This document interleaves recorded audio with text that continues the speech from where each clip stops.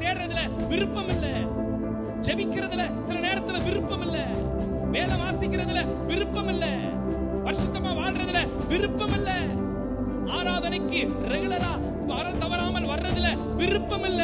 They are not interested.